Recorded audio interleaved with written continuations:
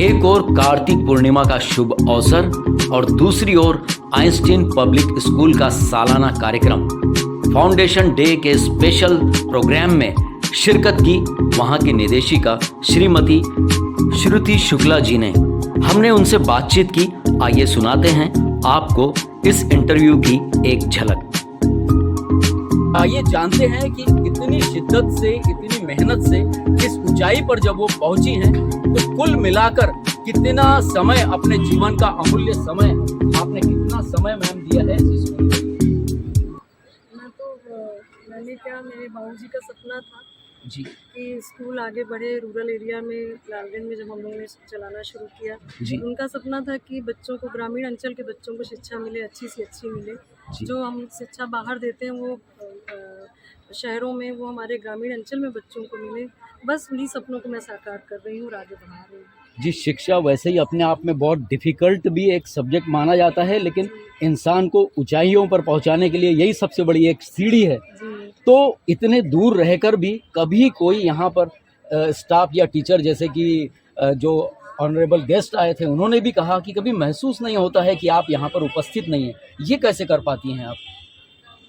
मैं आजकल तो इलेक्ट्रॉनिक उसका ज़माना है, तो टाइम टू टाइम मैं टीचर से जूम पे और बच्चों से एक्टिविटीज़ हो रही हैं उसके थ्रू, और हमारे स्टाफ में प्रिंसिपल साहब हैं, टीचर्स हैं, तो सबसे जुड़ी रहती हूँ, तो अपडेट सारा मिलता रहता है। जी मैम, हमने सुना है कि लालगंज से आप लोगों ने शुरुआत की थी हाँ जी। और आज दर्शकों, सचमुच ये हकीकत है कि आज प्रतापगढ़ में दूर दूर तक आइंस्टीन पब्लिक स्कूल का नाम हो गया है। हम किसी का नाम नहीं लेना चाहेंगे, लेकिन बड़े बड़े स्कूल को पीछे छोड़कर शायद यही वजह है कि यहाँ के जो तमाम स्टाफ के जो लोग हैं, तन मन धन से लगे हुए हैं। जोरदार तालियों से आप सभी का अभिनंदन एक बार। और मैम, हम एक छोटा सा सवाल आपसे ये जानना चाहेंगे कि यहाँ तक तो आपने स्कूल को पहुँचा दिया है, इस ब्रांच ने भी बेहतरीन काम किया है, भविष्य को लेकर क्या योजना है आपकी?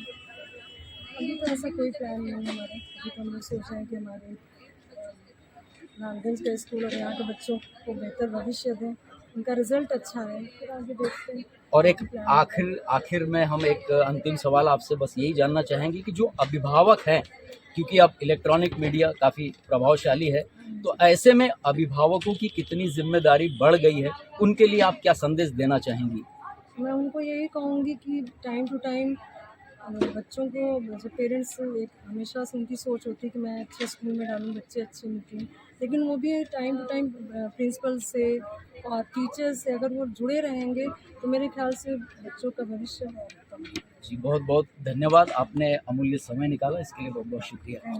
तो चलिए दर्शकों, इस कार्यक्रम को जिन्होंने सफल बनाया है उसमें कई सारे टीचर्स तो हैं ही, साथ ही साथ इनसे ऊपर यानी कि प्रधानाचार्य जी का जो पद होता है, प्रिंसिपल महोदय जी का जो पद होता है, आइए उनसे भी दो बात कर लेते हैं।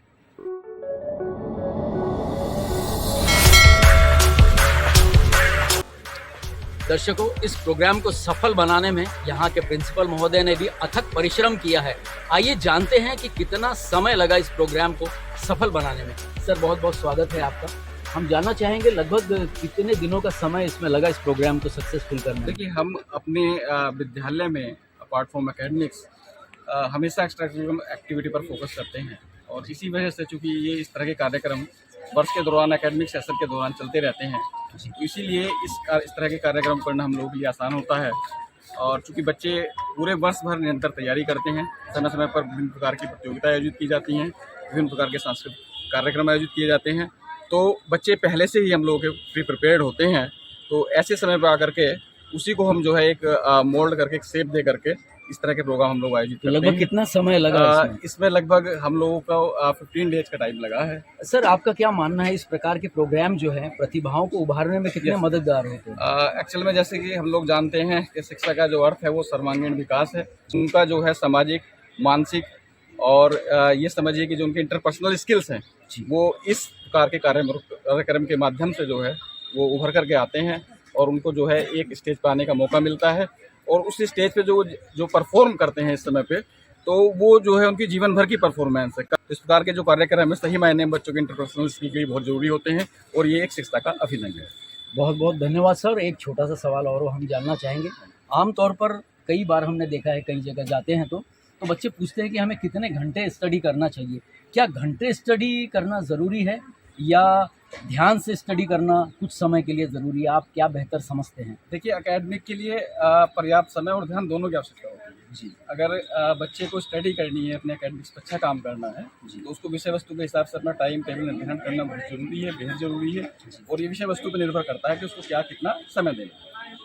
आने वाले समय में आप आइंस्टीन स्कूल को कहाँ पर देखते हैं अपने सपनों में, अपने ख्यालों में, अपनी कल्पना में? देखिए, मैं जब इस क्षेत्र शिक्षा के क्षेत्र में आया था, तो मेरे अंदर एक जज्बा था, एक पैशन था। उसी पैशन के चलते मैंने टीचिंग ज्वाइन की। उसके बाद मैं एडमिनिस्ट्रेटिव जॉब में आया, एज प्रिंसिपल आया। तो मैं हमेशा से यही चाहता रहा कि जो अपने बच्चे हैं वो जीवन में डॉक्टर बने, इंजीनियर बने, that is a different thing. ये should be the good human, वे एक अच्छे इंसान ज़रूर बने। तो हम लोग कोशिश करते हैं कि जो हमारे बच्चे हैं देश के एक अच्छे नागरिक बनेंगे, और इसके लिए हम लोग जो है पूरे तन मन धन से अपने आइंस्टीन पब्लिक स्कूल के माध्यम से लगे हुए हैं। और मैं तो चाहूँगा कि हम लोग नेशनल लेवल पर, स्टेट लेवल तक जाएँ और अपने स्कूल का जो नाम है वो क्या बात है, बहुत बहुत बढ़िया, बहुत अच्छे विचार आपने दिए और अमूल्य समय दिए, इसके लिए बहुत बहुत धन्यवाद। तो ये था यहाँ दर्शकों आज का कार्यक्रम, और अब चलते हैं, आगे बढ़ते हैं और फिर किसी दिन किसी और कार्यक्रम में हम ज़रूर शामिल होंगे। नमस्कार।